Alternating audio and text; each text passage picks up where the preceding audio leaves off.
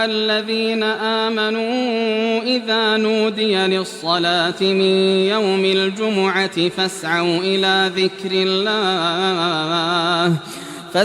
إلى ذكر الله وذروا البيع ذلكم خير لكم إن بسم اللہ الرحمن الرحیم. ناظرین کرام السلام علیکم ورحمۃ اللہ وبرکاتہ.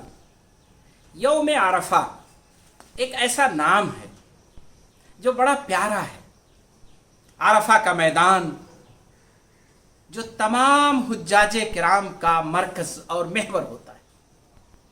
ہر حج کرنے والا اس کے لیے ضروری ہے کہ وہ یوم عرفہ میں وہاں پہ حاضری دے.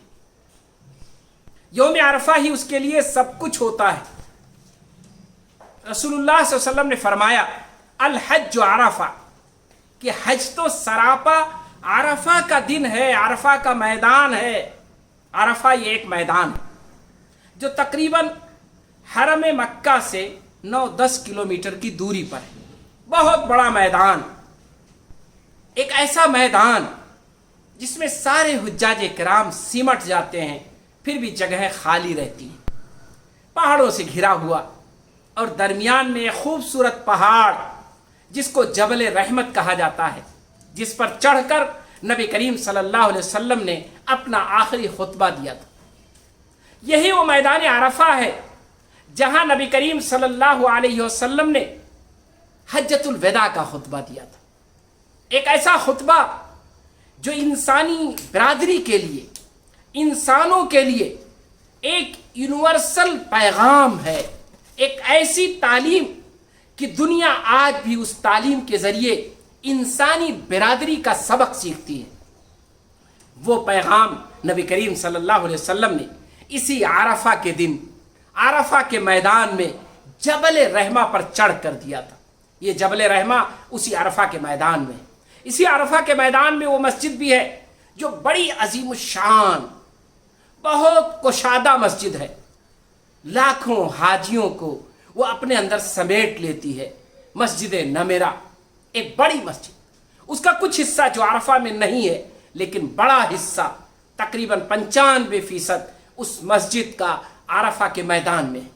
عرفہ کا میدان جہاں حجاج کرام رات سے پہنچنا شروع ہوتے ہیں اور پہنچتے ہی رہتے ہیں. حجاج کا قافلہ جہاں جاتا رہتا ہے اور حجاج ان کے لیے سعادت ہوتی ہے کہ عرفہ کے میدان کو ذکر و اذکار سے، اللہ کی یاد سے، استغفار سے آباد کر دیں.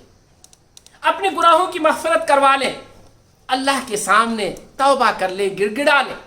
عرفہ کے میدان میں آپ کی جو عبادت ہے وہ توبہ و استغفار ہے. اللہ کی جو عبادت ہے وہ ذکر و اذکار ہے. اس دن نماز کی بھی جو شکل ہے وہ ہے تو یہی نماز ظہر اور عصر کی، لیکن انداز بدل جاتا ہے. انداز کیا ہے کہ ظہر کے وقت میں آپ کو عصر کی نماز پڑھنی ہے اور دونوں نمازوں کو آپ کو نہ صرف ایک ساتھ ایک وقت میں الگ الگ تکبیروں کے ساتھ پڑھنی ہے، 2 رکعتیں پڑھنی ہے، ملا کر نہیں پڑھنی ہے. ظہر کو ظہر بنا کر پڑھنا ہے، عصر کو عصر بنا کے پڑھنا ہے، لیکن دونوں کا وقت ظہر کے وقت میں ہوگا. آپ نے ظہر کی 2 رکعتیں پڑھی اور پھر آپ کو عصر کی 2 رکعتیں پڑھنی ہیں. اور یہی نہیں، ظہر کی نماز سے پہلے آپ کو 2 رکعت کے بدلے خطبہ دینا ہے، خطبہ سننا ہے. امام خطبہ دے گا، حجاج کرام خطبہ سنیں گے. نبی کریم صلی اللہ علیہ وسلم کا حجۃ الوداع کا خطبہ یہی خطبہ تھا جو نبی کریم صلی اللہ علیہ وسلم نے اس دن جمعے کے انداز میں خطبہ دیا اور نماز پڑھائی. تو گویا عرفہ کے دن ایک خصوصی دن ہے تمام حجاج کرام کے لیے. کوئی تفریق نہیں ہے، کوئی بھی ہو اگر وہ عرفہ کے میدان میں ہے تو نبی کریم صلی اللہ علیہ وسلم کی سنت کے مطابق اسے چاہیے کہ خطبہ دے، 2 رکعت ظہر کی نماز پڑھے. جمعہ کا دن ہے تو جمعہ پڑھے، ورنہ 2 رکعت ظہر کی نماز پڑھے اور پھر سلام پھیرے اور پھر کھڑا ہو جائے، تکبیر کہے اور 2 رکعتیں عصر کی پڑھے. اور اس کے بعد وہ آرام نہیں کرے گا، नवाफिल नहीं पढ़ेगा, बल्कि जिक्र अस्कार में लग जाएगा, तौबा व इस्तिग़फ़ार में लग जाएगा। अरफा का दिन हुज्जाज किराम के लिए दुआ और इस्तिग़फ़ार का दिन है। अल्लाह की रहमतों को मैदान अरफात में पाने का दिन है, अपने आप को बख्शवाने का दिन है। लेकिन इस दिन से और अरफा के नाम से अल्लाह तबारक ताला ने तमाम दुनिया को महरूम नहीं छोड़ा। नबी करीम सल्लल्लाहु अलैहि वसल्लम ने फरमाया कि अरफा का रोज़ा अगर कोई रखे पूरी दुनिया में, जो हुज्जाज किराम के लिए ममनू है, लेकिन वो लोग जो हज नहीं कर रहे हैं अपनी अपनी जगहों पर, अपने मुल्कों में, अपने घरों में, अगर वो अरफा के दिन का रोज़ा रखें तो उनका वो अज्र साल के अज्र के बराबर होगा।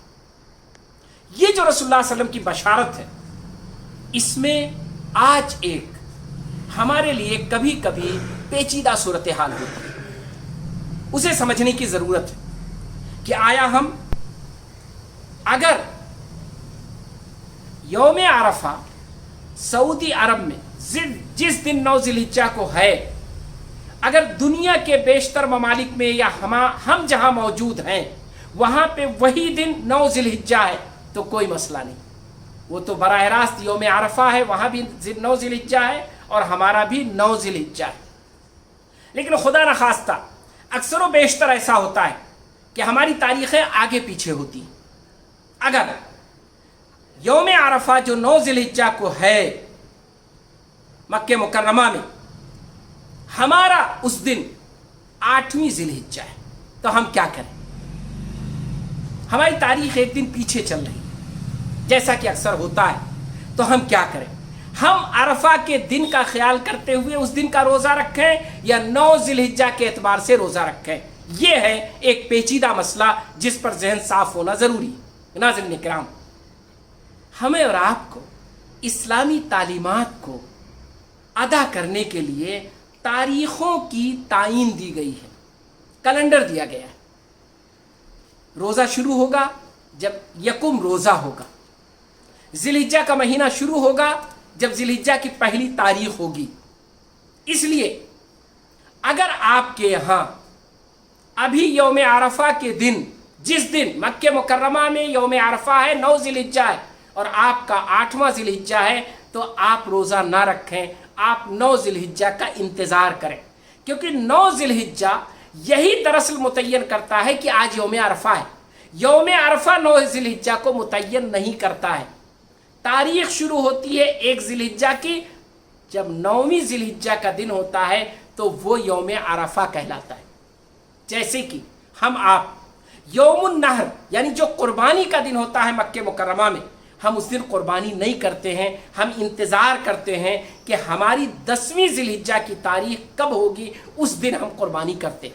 इसी के साथ साथ आप एक दूसरी चीज़ का भी ध्यान रखें कि यौम अरफा अल्लाह तबारक ताला ने वो लोग जो मैदान अरफा में हैं उनके लिए ज़िक्र व अस्कार को, इस्तिग़फ़ार को असल इबादत बनाई है, रोज़े को असल इबादत नहीं बनाई है। अरफा के मैदान से इस रोज़े का कोई ताल्लुक़ नहीं है। इस रोज़े का ताल्लुक़ अल्लाह तबारक ताला ने 9 ज़िलहिज्जा से रखा है, कुर्बानी के एक दिन पहले से रखा है। यौम अरफा इसलिए उसका नाम है कि वही 9 ज़िलहिज्जा अरफा में हाज़िरी का दिन है, वरना अगर ये अरफा के मैदान से जुड़ा हुआ अमल होता तो अरफा में हाजिर होने वालों के लिए सबसे मुक़द्दम और अफजल होता कि वो रोज़ा रखें। इसलिए हमें और आपको जो अरफा के मैदान में नहीं है उन्हें अज्र व सवाब से महरूम न रखने के लिए रोज़े का हुक्म दिया गया।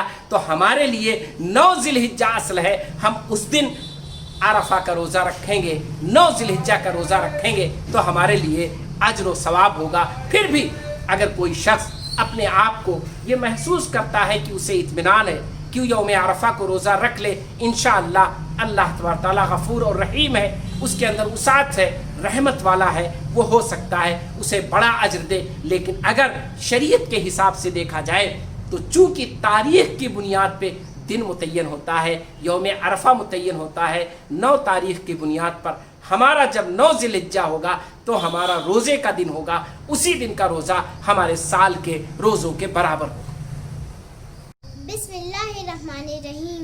ہی اللہ کیا کرو, نام اسی کا لیا کرو, جو دنیا کا مالک ہے اس کا نام لیا کرو.